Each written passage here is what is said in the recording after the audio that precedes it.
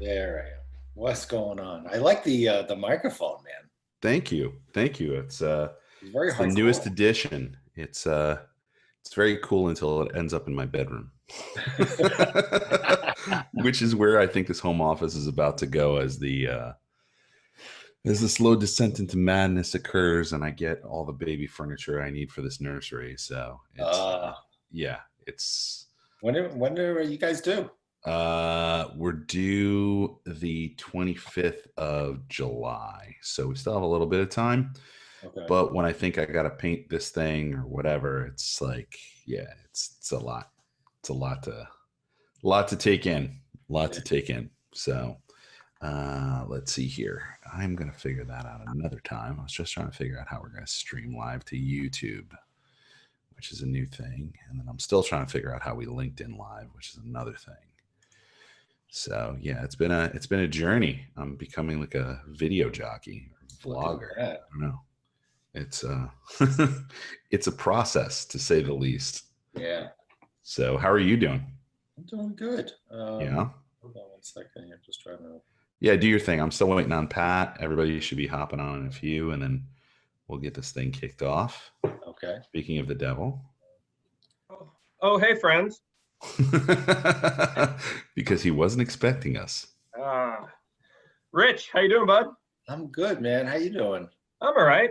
Just week 6 coming to a close. Two Oh, kids running around. So the house hasn't set on fire yet, so pretty good. well, here's the difference between what you're experiencing and what I'm experiencing. So your kids are much younger than mine. Mhm. So my kids are not awake yet. Oh man, Wow. that's Wow. oh my god. So, unless I start going to harass them a little bit later, they will just stay. Although the oldest did get up before he had to register for his orientation for college, so he got up early to do that, and then he went back to bed. Oh man. Yeah. Declan is getting up between 5:30 and 6 every day, immediately going into Jameson's room. And then jumping on him and waking him up, and then they ultimately come in, and Jameson gets into bed with us, and then Declan just starts throwing stuff at us, like for whatever he can get in the room to try and get us to wake up. So that's been fun. Very fun. You guys are making fatherhood sound amazing. Oh, it's great. It's there's different phases of it. As you go, you have Patrick is in a different phase, as we mentioned, than I am in. And when they're younger, they like you. They actually want to spend time with you. Yep. And now that I have teenagers, so my boys are 13 to 18. And for the record, I am officially now through this crisis the shortest male in the house. 13-year-old is now taller than me. Oh. And they don't. There are days. Are they growing or are you shrinking? It's probably a little bit of both. Okay, just checking. So now you just look at them at this point. And you're like, you see them every day, and all of a sudden you look at them like, did you grow? And he's officially taller than me now, but there'll be parts of the day like I won't see them till like 6-7 o'clock at night. My house is quiet right now. That's crazy. My house is not quiet right now. No, I've witnessed his house virtually, and I will attest his house is definitely not quiet.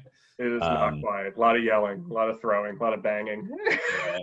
In fact, you know what? Let's do this. I think we got enough folks. Let's kick this thing off. So, hey everyone, thanks so much for joining us for another episode of Search from Home. It is Friday, and I have my co-host back. He happens to be 2 over. I got Michael between us.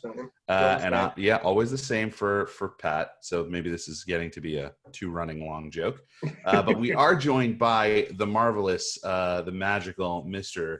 Rich Fagan from PC Richard. Please note it's PC Richard and Sons, or Son, not Sons, and not PC Richards. No, with the plural. So common mistake everyone makes for like a few months until they get corrected a bunch of times, and then they still mess it up like I did in the intro. Can't forget the end son is actually AJ, who is considered the founder. So we got to keep him in there. There you go, for sure. So Rich has been a good friend of ours for a really long time. Runs e-commerce at PC Richard. If you don't know who they are, I'll let him kind of get into a little bit of their background. They're a very long established company with deep roots in the community. They've been going through some interesting stuff, to say the least, with everything going on with COVID, based on the idea that they're out of the tri-state area, a very affected area by the COVID crisis. So without further ado, Rich, if you want to introduce yourself. Sure. Well, thank you guys. Thank you for having me on your daily podcast or your daily video cast. We don't know what to call this, so it's okay. So for those, I'm very excited. I see even somebody here, Claudia, I think is coming in from the UK. So there are people here who don't know who PC Richard is. So for those, PC Richard is a 109-year-old family-owned and operated appliance and electronics and mattress retailer with 66 locations in the metropolitan New York, New Jersey, Connecticut area, and one in northern Philly. And it's still run by the fourth and fifth generation of the family are still actively involved and run the company. And, you know, it's a company that's been known for, you know, it's the phrase of, hey, I got a guy in a store. Hey, I need a TV. I got a guy on PC Richard, go see him or go see her. I got a gal in a store. So it was interesting as the beginning of this, you know, we're going through a pandemic and no one's allowed to, you know, go near each other or touch each other. But, you know, here's a company 109 years old that really built and established its name based on a handshake in a store. Mm-hmm. You know, you go in a store, it's a handshake, it's a hug, it's, you know, I mean, people know their PC Richard guy. And it was a little nerve-wracking in the beginning to say, okay, well, how are we going to transform? I mean, we do, you know, a fair amount of business online, but how are we going to adapt, you know, to this? And, you know, I think in the beginning it was a bit scary because there was a lot of unknown. You know, I mean, we have our own fleet of trucks. So we deliver appliances next day because we have that capability. We have a fleet of people who are service people. And, you know, Greg Richard, who's the CEO, would always say, hey, we knock on 5,000 doors a day. Whether we're delivering, we're doing repairs and installation, you know, so it really required the company in a very short time frame to rethink everything it does. And how do you still, you know, sustain your brand and your reputation in a world that takes away your biggest competency and your biggest capability of being in touch with your customer and being very close to them. And, you know, so it was a very quick transition that we had to go through. Fortunately, we have a good website, a good e-commerce business that's helping out a lot, but it was definitely the first couple of days, there was a lot of transition in the stores on how do they handle this new world. Sure. And you guys it's important to note there's a handshake and a hug definitely that's involved in PC Richard, and that might sound promotional or it might sound markety, but like the truth of the matter is that, and I can say this from my own experiences as well as having worked with you guys. One, they have these massive warehouses. I mean, just massive. It's like we walked through them once and we had to avoid getting run over because they were just like fleets of trucks are coming into this warehouse. You've got loaders going and grabbing like pallets of televisions and like refrigerators and stuff, like flying through there. I should be kind, not in a dangerous way, but man, would you not want to be not paying attention while you were walking through there? Yeah. So very like diligent. They have huge fans, just to give you the concept, on the ceiling that are basically made by the same people that make rotor blades for helicopters that are cooling this entire place. Because it's how many millions of square feet? We have about 1 million square feet on Long Island. Yeah. So that alone is like massive, right? You can only imagine the docks of all the trucks and the doors that roll up with all the trucks that they own that are just going out and shipping stuff. Then in addition to that, when you think about the human capital that they employ, They're very proud as a company, not to speak on your behalf, Rich, but I definitely want to say this. They're very proud as a company about the intelligence they have about their products that they sell, right? It's not their products. They're not making a PC Richard product. They're selling these third-party, well-known brands, but they're giving you the insight. You should look for a store employee, even if you don't need one when you go to their store, because A, they're the one place that lets you haggle, which is kind of fun in terms of price. So you can get some discounting. And then B, the individuals themselves know I think the technical term is shit ton about the actual products. So like they'll tell you like, oh, what are you trying to do with this thing? Like if I was buying a webcam, they'd ask me like, well, what are you trying to do with it? Oh, well, I've got a show. Well, what's your show going to stream on? What are you doing? Like that person would know about the products and say, no, you don't need this one. You need that one. Mm-hmm. And that's something that like as an online buyer becomes a little bit harder to do. You have to do it very virtually and very, very removed. So I guess let me throw that back to you, Rich. Those are some of the like definite strong suits of the company. Yeah. How have you tried to take those things and move them online in a time and place where it's hard to explain those things online? It's hard to make that feeling happen online. You're like any other retailer online at that point. Yeah. Right? So how do you use your differentiation point? So a great question. And I guess there's two pieces to that. So from a product information standpoint, that's a journey. I mean, getting, Pat has some, prior experience in the appliance world, and he knows how many, I'll say, data points there are about a major appliance. I mean, could be dozens. So we definitely have, deficiencies in those areas, and that's going to take time to address. So we really can't do anything in this short of a time frame to react to that, unfortunately. But I think one of the things we did do, and we spent a lot of time in the beginning, is just be clear on setting expectations with the consumer.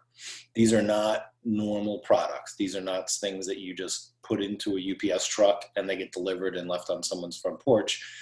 Although you can get a TV delivered UPS, but sometimes people really don't want you to leave the TV on their front porch because it may not be there when they get home. Mm-hmm. And then obviously in a world today where you're trying to assure the safety and health, of your employees and especially your customers, that what normally we would do with a refrigerator, of bring it in your kitchen, unbox it, take your old refrigerator away, we recycle it, we can install, and then we would plug in your refrigerator and you're up and running. It's, we don't call it white glove, but it really is. And, so those all had to change. So it was being very clear with the customer of, hey, here's what we can do and here's what we can't do. And, unfortunately, we can't deliver that refrigerator right now to your kitchen. We can deliver it to your garage. We can deliver it to your front doorstep, and that's for your safety and ours. And I think customers respect that today. And it's just being very, very clear and setting that expectation with the customer of what they're going to get. And I think it's also a chance for us to exhibit some of the value propositions we have in certain categories, like a Weber barbecue. We'll deliver a Weber barbecue to your house. It's a great experience. I had one dropped off here for a friend of mine. It was a Christmas gift. We assemble it in our warehouse. We put it on the truck. We bubble wrap it. We put it on the truck, and it comes off the truck assembled, and that's free. So those kind of things are being very explicit to the consumer of, hey, listen, here's how we're going to deliver it. I think we even put up a blog article about what to expect when you're getting a Weber grill delivered, and that, we have pictures of these things bubble wrapped in the card on the truck to say, listen, when you get it, we'll unwrap it. We'll take the bubble wrap off. We're not going to connect it to the gas. That's a customer has to do that. But you're barbecuing minutes after we leave. And to be fair, I've put one of those Webers together. Nothing against Weber, but it's not as intuitive as you want it to be. Yeah. And I'd be very happy for the quote unquote professional to put it together and have that dropped off on my doorstep for sure. Yeah. And I mean, Weber's a great product. I mean, it's a good, solid one. And it's just setting that expectation as to the customer of, hey, you're going to purchase this. Here's what you're not just getting a grill. Here's what you're getting. You're getting an experience. and for some things like Weber, that's great because it's generally all outdoors, so it's not really as impactful. But, with a dishwasher, a range, there's obviously limitations. And, I think customers are, at least if you explain to them what they're going to get and they understand that, then they can determine whether they're going to transact with you. And I think that's one of the most important things that we're learning, and I think we did a decent job of it before. And I think we had capabilities on the site to handle it the way we were communicating it. And I think we were able to leverage some of those quickly to make sure that a customer had a very explicit understanding of the entire process. Yeah, and that's the big differentiator for you guys and the big box stores, because for a lot of your categories, especially your major ones, appliance technology, and you're up against Home Depot, you're up against Lowe's, you're up against a ton of big companies. So from there, translating that online, translating that this is like the experience, because I live in Long Island, I've lived here my whole life. I don't think I've never not bought an appliance from PC Richard, my parents included, because we've always had one right down the block from us. There's one in Belmore. I can, throw a football to it from my house. And it's one of those things where it really is the experience that, like you said, like Home Depot, them great, not saying that, they do anything bad, but it's different. It's not that like white glove type service because, bigger company, bigger company and bigger things. But for you guys, not that you're a small company by any means, but more of a regional company, and you have the ability to do that. So like, what steps did you guys take to kind of bring that, forward on the website, knowing that one of the biggest things for PC Richard is the folks internally and their knowledge of the products? Yeah, it was difficult because it was a company that, we weren't great. We're not a remote company. We're an old company. So, first coming through that transition of you're taking a company that's very much, let's have a meeting and physically be in the same room to talk about these things, to how do we start operating in a decentralized manner, which from my past experience is something I'm comfortable with. But from a company standpoint and the way we communicate internally, it was a little bit of a transition. So it was getting things lined up with how do we understand what we can do operationally in the warehouse, in the delivery, in service, and how do we synthesize that communication from across the organization and make it concise and actionable on a customer and very visible to a customer of what's going to happen. So we had, obviously when you go into these types of things, you get a committee set up and they're reviewing this and they're communicating out. There were two family members that are working physically in the office, and they're among the very few people who are in the office. They were consolidating across the company. Hey, here's what we want to say for this kind of delivery, and here's what we want to say for this. And then bringing that together and working with the marketing and e-commerce team on how do we come up with a concise message to the customer that makes sense. So it was a lot of coordination, and it took a couple of days to get a flow going with it, but we worked it out really well. Different people in the organization are kind of evolving into different roles, kind of by need. And I'm sure every organization is dealing with some of that. But, we had the technical capabilities on the site to do what we wanted to do. And it was just, how do we message through those capabilities and get the right message to the customer? And it was organizing the message from across the company on what we could do and making sure that we were careful to not overextend our capabilities to disappoint a customer.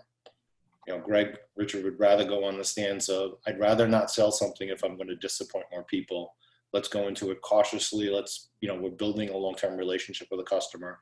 So we were slow in our transition and making sure that we had everything in place before we started pushing the envelope a little bit with a little bit of digital marketing. Mm-hmm.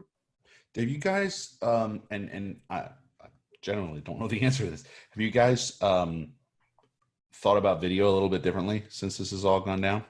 Like maybe the incorporation of video a little more, or like, I've just noticed a lot of companies, and we've had a running theme now on the show of like show, don't tell. Mm-hmm. So it's almost like if you have, even if it's I think quality of video and production value are now forgiven. I hope they are, because this show definitely does that. I mean, we're going whatever webcam was on this computer. So this is the most production value we've gotten so far on the show. That, and I had to pay for Pat's hat. But that's why I wear it every day, because I know. Well, it's mandated in his contract now. What is the backstory to this hat? I was kind of. It's the lack of barber shops is really what it is. I mean, well, Pat has a very unique hairstyle to start with. So it's my hair is wild right now, and that wild for me. Like I don't have I typically have very short hair, and it hasn't been this long in a really long time. And I wake up every morning and I'm just like, yeah, I'm putting the hat back on today. So I was actually trying to bribe my barber to come to my house. Yesterday I was like, hey man, can you come over here? I'll sit in the front yard, and he can cut my hair. Because that'll be social distancing, and showing a good example to the neighbors. There's a chat coming through that somebody, Mike Rooney, wants you to show everyone your hair, Pat. Oh, Rooney, that'll be in your review. No, I want to see it, man. Show the hair, Pat. Show the hair. By the way, I think my aim in this pandemic is to lose as many friends as possible. So I've decided to randomly call a bunch of them on video and be like, show me your hair. The ones that are all, maybe I have a theme of friends that just tend to have like hairstyles they upkeep very frequently. Not to say they're metro by any means, but like Pat, keeps his hair a certain way. Our good friend Howie Kanopko, I call him up and I'm like, let me see, turn on the camera. No, turn on the camera. So I have a feeling I'm going to have the few friends I already had, I'm going to lose them all in this process. Courtney, I'm like, if we're going to isolate, let's just isolate. Let's be done with it. Yeah, So. Thanks, Rich. Courtney's just, quietly there. Of course, her hair is always very nice. Well, she can get away with having longer hair. It's not going to kill her look. But the color, that's the issue with women now, because you're going to just see it all come out natural. So yeah, look, I started this pandemic with like a black beard, and look what happened. Yeah, I never realized how many gray hairs I actually have accumulated over the last few years. So that's another thing that came to light through this. Hey, let's not talk about gray. Okay. This is really, I didn't think Michael. we would get this many people involved in the conversation, but I think welcome to the grooming podcast. Right. Well, I'll get the women on this call jealous. I actually cut my wife's hair the other day and actually watched a YouTube video and did layers, and she was very impressed. So that's the thing is like Steph and I had this conversation last night. I'm like, there's going to be a moment of like, one of us is going to have to, I mean, not one of us, I know exactly who it's going to be.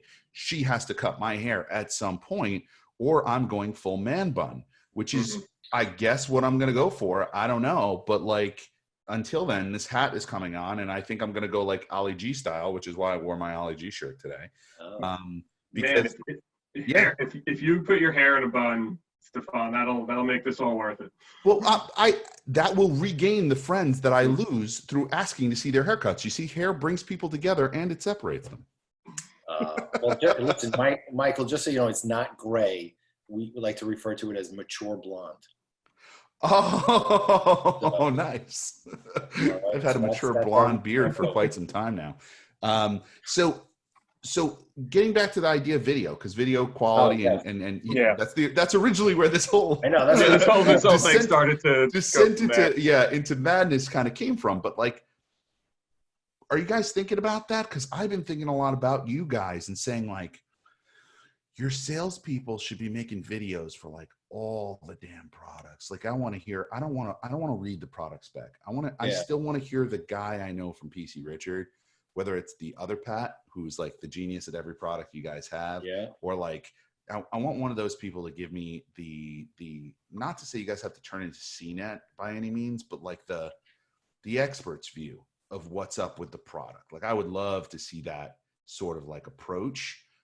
Even if it's on an iPhone, I don't care. Like, you don't even need a ring light. Like, just get them out there and like making cool videos, because I think it'd be cool. Because I still think, people want to buy stuff. They definitely need to buy stuff in certain cases, right? I just heard Dwayne Forrester's whole air conditioning system just went down. I know you guys don't sell full air conditioning systems, but we are coming into summer, and air conditioners are huge for you guys. So actually, I was also going to ask, like, what are you planning on doing about that? Because that's like a whole thing. And actually, it's a value proposition if you guys can get air conditioning to people, because then they won't have to go outside. But then you got to get the air conditioning into their apartment, which is a whole other thing. So Well, how does all yeah. that work? I know I just threw 5 things at I you. know, But you knew that was going to happen when you talked to me. There's many questions. There's a bundle of questions. No, Boo, that's boo, not boo, my- boo, boo. So from the point of video, we have been talking about video from an installation standpoint. Obviously, it's a service we can't provide, so we're trying to figure out, working with manufacturers on, hey, how do I install an air conditioner? How do I install my refrigerator? So we're trying to work directly with manufacturers today to bring forward some of the videos that they've already got and make those out there. So it'll help a customer through the experience where we normally would do it for them, and we just can't at this point. So with that, obviously we do have some videos on air conditioning installation. We're taking a look at some of those, trying to enhance those. That's obviously an enormous business for us to do the installations. But most people purchase those and they're okay installing them themselves. So, we will have delivery that we can deliver it to your doorstep. And unfortunately, we're not going to go into your apartment or your house to install it, and then consumers will, take it from there. But we want to be able to provide the content that makes them comfortable with that they're doing it in a safe manner. And, that, we give them tools is normally, Stefan, I know one of the favorite things on our website was the BTU calculator. Mm-hmm. And, really giving that as, normally you would go to a salesperson and be like, my room is this big. It's kind of this, how big of an air conditioner do I need? How do we use those types of tools to allow a customer to self-help and figure out what size air conditioner do they need for their house or apartment or, bedroom or whatever it might be. So they're buying the right size. They're not buying it too big or too small, because that's not efficient for the unit. It actually can hurt the unit if you don't have the right size in that room. So it is something we're looking at a bit more, but initially from the point of helping cover for services that we can't provide today and allowing consumers to be more self-service. Mm-hmm. Yeah, I think that's definitely a thing. I'm also getting a little creative in my brain now. So I don't know if I should get all sorts of crazy here, but I'm going to go through the same thing, right? I have a delivery of all this nursery furniture. It's going to show up. Now I kept the big box, the big cardboard box that the stroller came in. The reason I kept it was because I'm like, okay, I bought it all from, what was it from? I don't even know. It was from Pottery Barn Kids, right? So it's all pre-built and they charge you no matter what for the shipping. So I'm like, okay, I'm going to pay for it. But they usually bring it into your house and they unwrap it and they put it where you want it. Now, this is like 4 pieces of furniture. They're going to show up at my hallway and I'm not letting them in my house because I have a pregnant wife and I'm just not doing that, right? They have masks and gloves and the whole 9, but I'm still not doing that. So I have to move them in myself. So that becomes a problem, right? And we now have an added problem through this process. I guess, can you guys give them a dolly? Can you guys give them a hand truck that you can then disinfect, or is that too much of a liability? I'm just wondering, you know what I mean? Getting it from the front door to where you need to get it is a problem in of itself. And so that's the last mile in the customer satisfaction. Not really. I mean, the installation is, but to your point, people were installing their own air conditioners without you guys before. So they were bringing them to their houses, but now they've got to get them from the doorstep into where they've got to be. How do we make that easier? Mm-hmm. Yeah, those are great questions, and I can foresee this now of getting emails from Stefan in the middle of the night when he's got an idea of, here's a way we can get a refrigerator from the truck into the. What do you mean you guys don't have cranes? I don't. It's an interesting question, and I don't know. It's I think it's the right type of thinking, and we have to rethink everything we do, just like every business does, and this company's been successful for over a century. Yeah. By thinking innovative and taking care of the customer first. And, if there's a capability that we can't provide, well, how far can we take it to reduce the barrier of the customer wanting to purchase from us? Because we're trying to think of everything to make their life easier. So, those are definitely questions. Air conditioning season, based on the snowflakes that were falling in my backyard yesterday, is a little bit away. But it will be here, and we will still be in a pandemic lockdown to some degree when that starts hitting. So those are great questions.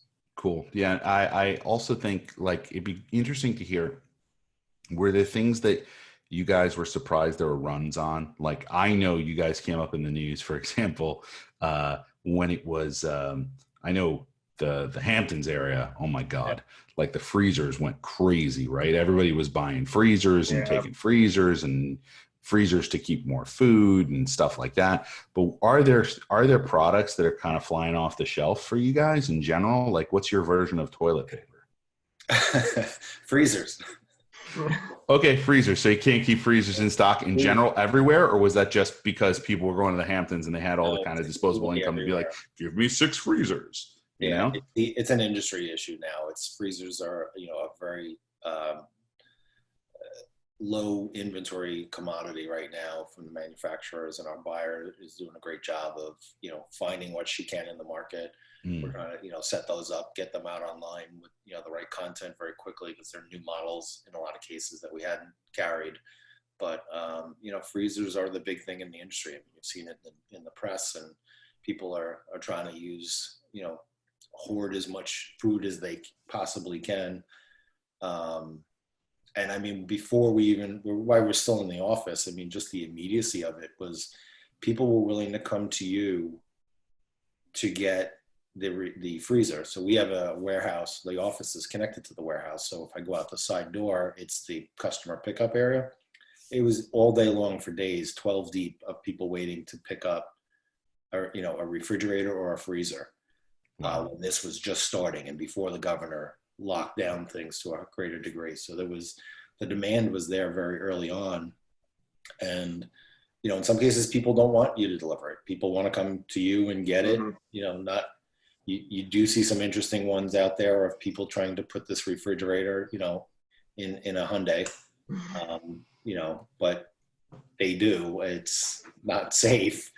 But, to the degree, I mean, all joking aside, most of the trucks out there were pickups and big SUVs and things like that. But, people want it. They want to know that they've ordered it. They can get it today. They don't want to wait for it. They don't want to, think that it's not going to come.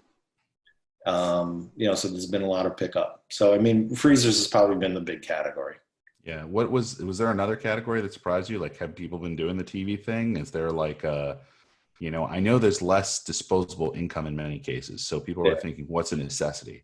But then I've also read a lot that like what people thought were necessities before are no longer the same things as they now think are necessities. And it's not, I don't mean that as in we've fallen down to a place where society's broken down and people now need things they never needed. I mean, like, you didn't realize how much you needed a smart TV until you're sitting there without a smart TV, right? You didn't realize, and it takes a couple of weeks for it to like sink in. And then you go, okay, well, I'm using this every day. I don't buy new clothes per se, but I'm definitely using this thing all the time. I think I need that. I don't know if you guys sell bread makers, but I heard John Shahada told us bread makers through the roof the other day. So yeah, no, it's TVs have been are always a big product for us. You're seeing limits in a lot of home office things, monitors and computers, and I know like video cams are almost impossible to get anywhere. So people, where monitors start running out of inventory, people are buying small TVs. And kind of using it, I assume they're using it as, a monitor, or also maybe a kid's room TV, because everything in the house is streaming. And, so you're getting a little bit, I, as a parent, hated having my kids with TVs in their rooms. They have, big monitors or small TVs in there now. And it's, it's the way the world is. It's nothing you can do. Yeah, that's interesting. And it's really interesting to think about, like, I don't know, maybe you could give us the insight on this. I don't know if freezers were that big an item before. Like, I mean, they were bought, but by no means, like, is everyone thinking like, oh, I have a fridge, therefore I need a freezer at least not in our area that I know of. Like, I need a freezer in the garage. Personally, when I had a big house, I didn't have a freezer in the garage. My old refrigerator moved there because I just wasn't going to get rid of it. But like, I don't know, was that a constant for you guys, freezers, as opposed to like now this jump up of that sort of thing? Because I would also think that webcams, like most computers came with an installed webcam. They're not, people aren't going out of their way to buy like the higher end webcam. But then when all of a sudden you need a webcam for everything, people are like, I guess maybe I should buy a better quality webcam, you know? Were freezers like that for you guys? Or is that like a, you know, because like I don't think bread makers was like a thing until bread makers was a thing. Yeah. You know? No, there's always been a market for them, but obviously the demand is skyrocketed. I mean, it's consumers are jumping on that very quickly. You know, also buying, you know, probably seeing more of the garage refrigerators being purchased, you know, so people can use those as a second freezer and a second refrigerator. You know, so you see some of it in that avenue. Actually, I think there was an article, I think Consumer Reports just put out an article where they referenced us, and it was, you know, but can't find a freezer, buy that second refrigerator, you know, for your garage, and you know that comes with a smaller freezer. That actually makes, you know what I'd be really interested in knowing? That kind of kicks me off into this other thought. Here we go. Like I wonder if like alternatives to what you're actually looking for. Yeah, no, like yes, as an alternative, but an alternative for the freezer that's out of stock, you can give them the fridge that has the largest cubic inch space. That's a freezer, because I think like people will now look. In that case, I didn't really need the fridge per se. I really wanted the freezer portion more than the fridge. Yeah. But if they're going to buy it, they're going to start looking up fridges based on the amount of, I'm assuming it's cubic inch space. Yeah. That the freezer section of the fridge has, because not every fridge has the same size, right? Sometimes you have the bottom load, sometimes you have, so like I would almost be interested in knowing like which fridges have biggest freezers. I get what you're saying. So you're saying like basically like, so most people are looking for a freezer only, it's a chest freezer, you know, so that's probably what, you know, so if you were looking, say you're looking for a chest freezer, you would go and then you'd say, okay, listen, like this is out of stock, but you could, here's one, you know, here's a bottom, you know, freezer refrigerator, like a French door refrigerator with a bottom freezer that have sizable freezers. That is the next best thing that we have available for the given time, because it could be a while before the back end stock is out, like something like that, you mean? Yeah, like almost like a you know, normally you might not have shown that as an alternative product, right? Because they're not the same. The chest freezer is literally like, sorry, I hate to say this, but it's the dead body freezer, right? Every movie you've ever seen, it's where somebody throws a body or something weird, like, you know.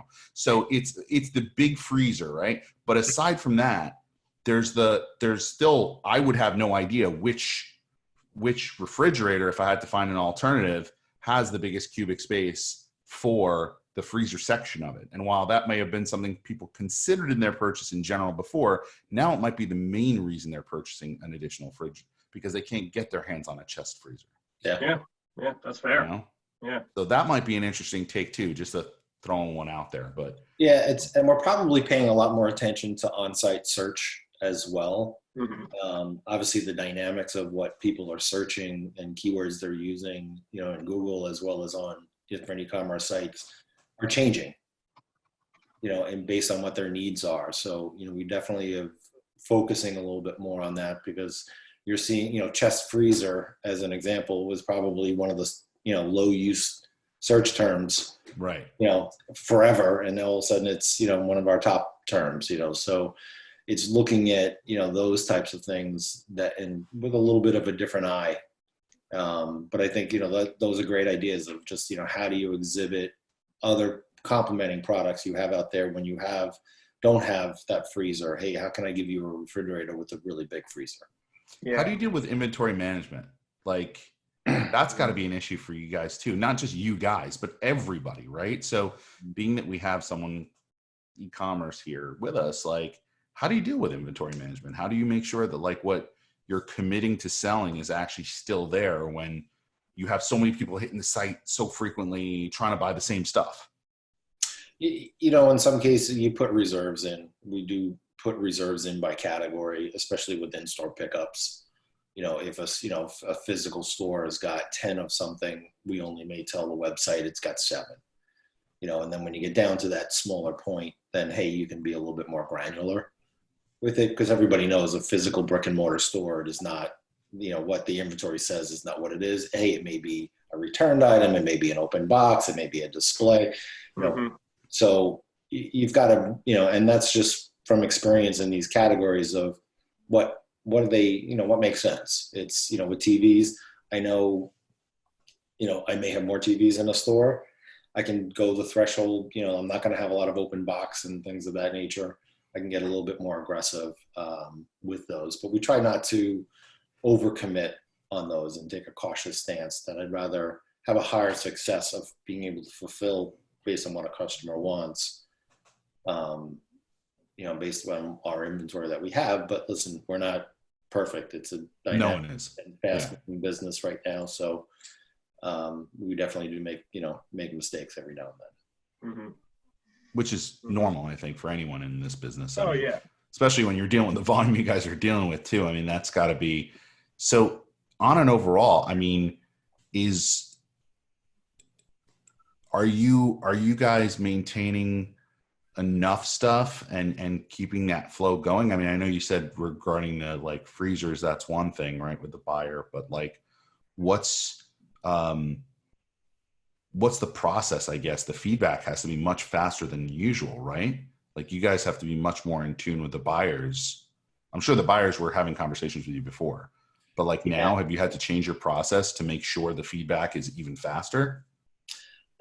We didn't have to change it. I think the buyer really adapted, and the buyer who handles that category is very proactive with communicating out what she's able to get. Hey, here's the pipeline of products I have coming in. And then I'm making sure my team, I'm getting my team together and saying, listen, here's when we have inventory hitting. You got to be all over it. It's got, these items have got to make sure that we've got them web ready, images, description, get that onboarding. So the buyers are generally very good here because they are, their biggest cheerleaders in their category. They want to move their product more than anybody. So they're letting us know, hey, here's what I got coming in. I got X amount coming in on a truck on Tuesday, X coming on Thursday. And, we're trying to gauge our process to prioritize those things and get them online. And the supply chain to you guys, how's that been? I don't deal with that as much, but I think it's, in these categories that are high demand, I think it's a bit challenging. Every retailer is probably looking for freezers right now. So right. There's just like everybody's looking for new, for laptops and webcams and monitors, and so it is a bit challenging. And I think it's where the buyer relationship with the manufacturer really becomes paramount, that they've got a good relationship with them and they can kind of pull favors and, hey, give me extra 50 of those, 100 of those. So it's a lot still of relationship. Yeah, which makes sense. I mean, now would be the time to call in some favors, I think. No, if you've ever been waiting for a rainy day, it's raining. Yeah, or snowing as of yesterday. Yeah.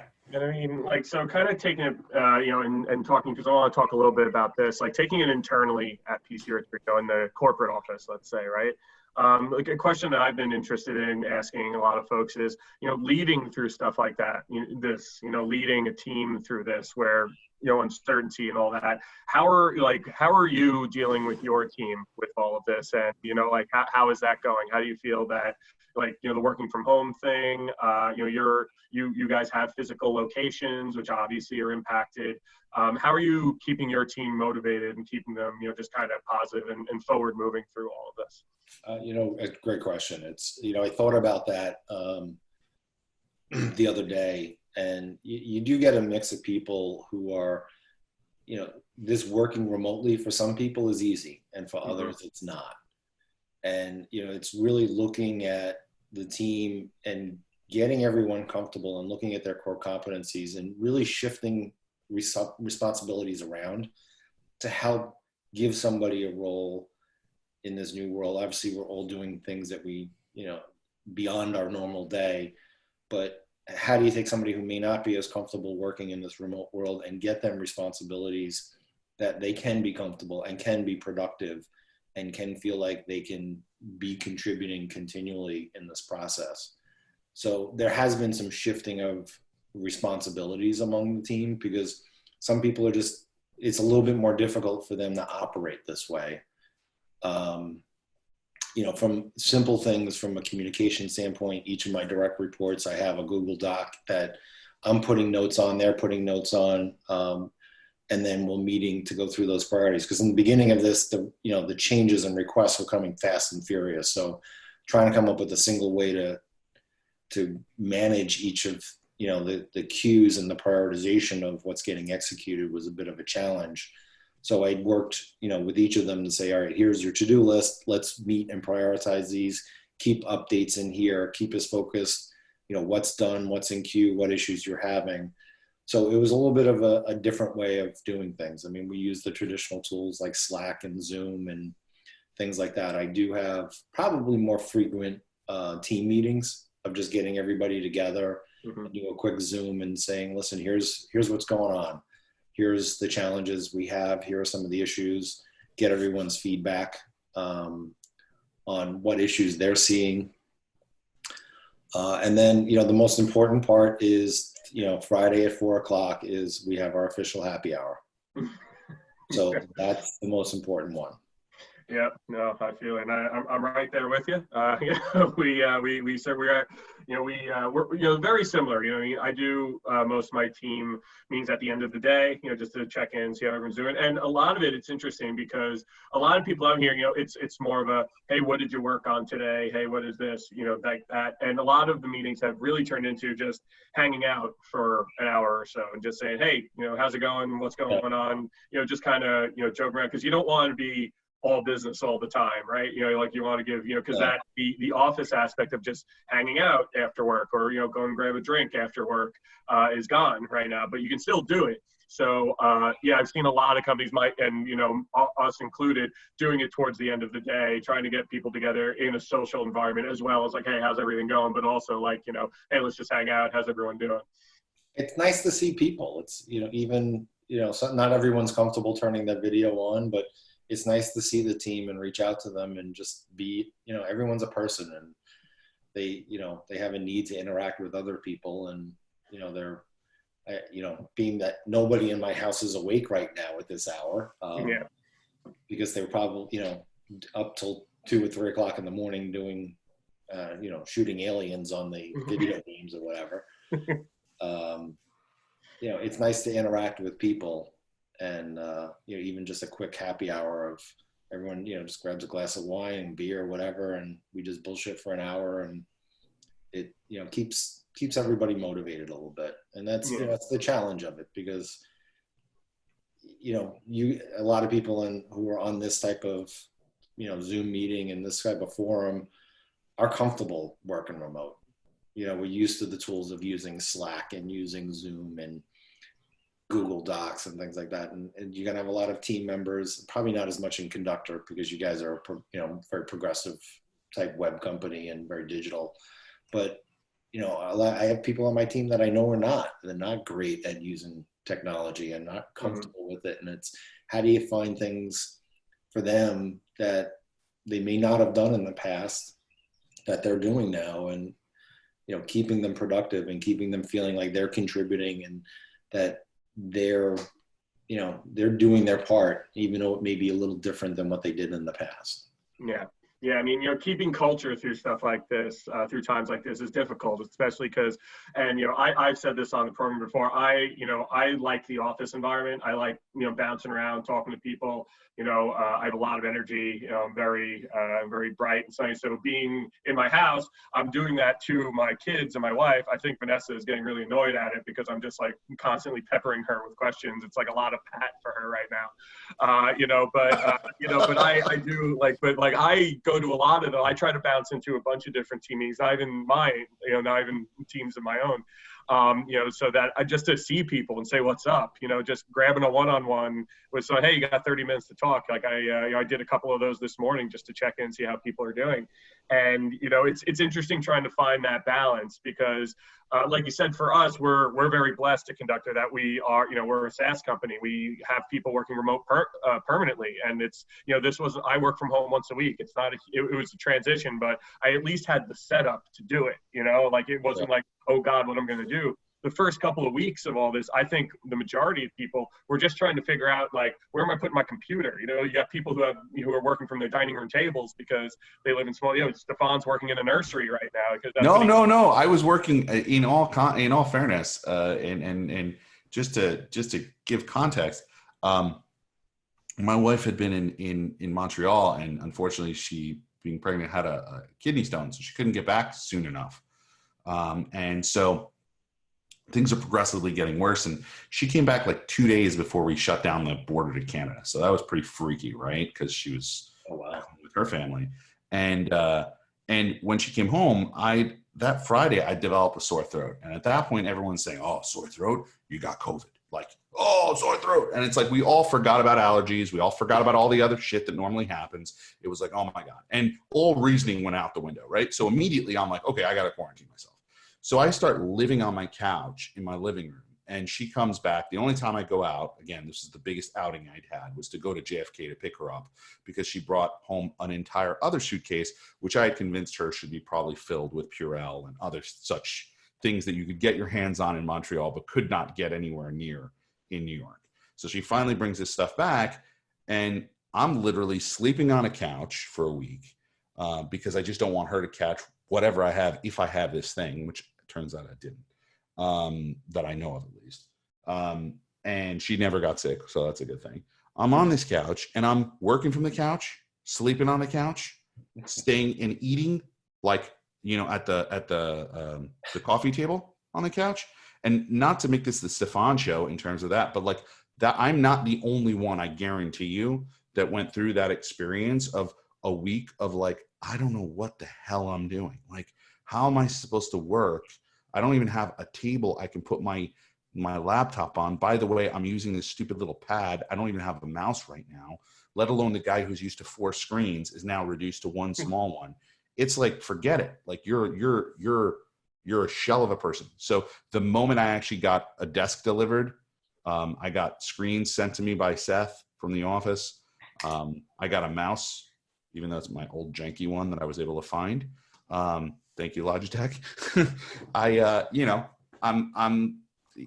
Life changed. Like, I was the happiest man in the world the day I could actually set up a desk, even though I knew, and my wife made it abundantly clear, it would be temporary. Like, I have had to say that. She actually makes me say that almost every other show. But like, yeah, I know this thing is going to end up in my bedroom. I know that's going to suck. But it is what it is, right? We adapt, we change, we learn. And I think everyone's got different levels of adapting and understanding and being able to be malleable. But I guess resiliency, as they say, right, is the fundamental in this long game.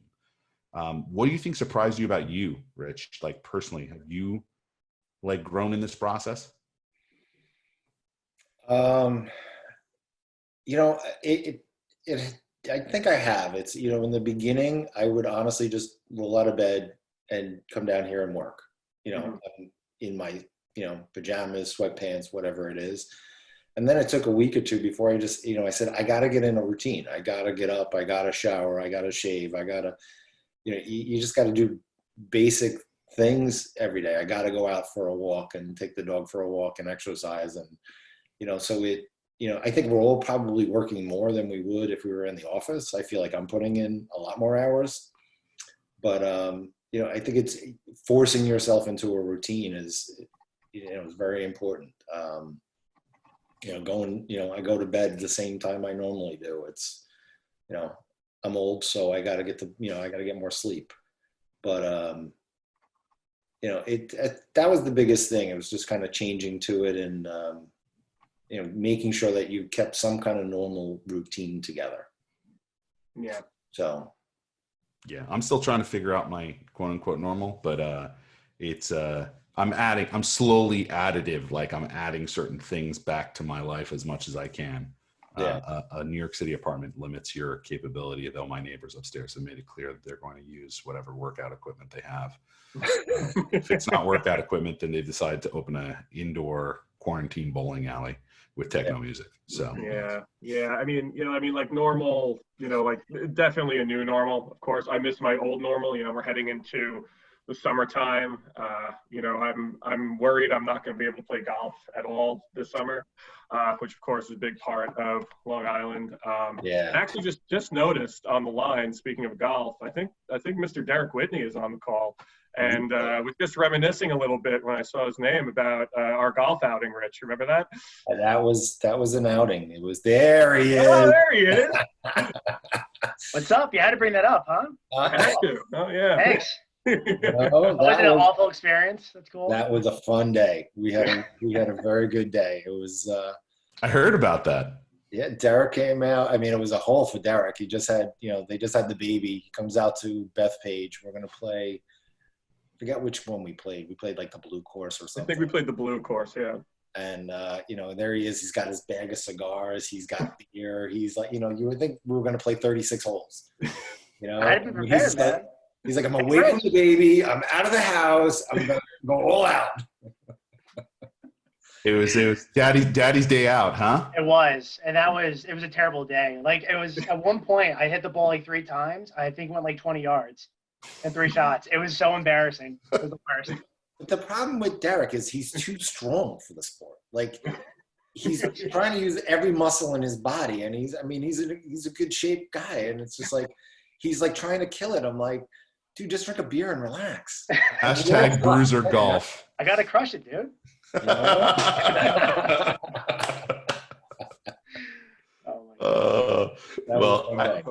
think that's probably a good place for us to end it. Sorry. I ruined this. I'm sorry, guys. Thanks, Derek.